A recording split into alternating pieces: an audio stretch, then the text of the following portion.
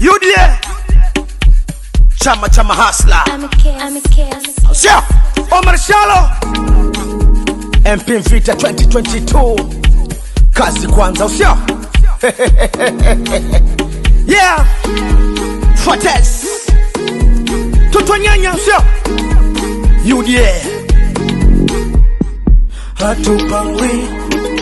hatupangwi hatupangwi hatupangwi hatupangwi hatupangwi hatupangwi hatupangwi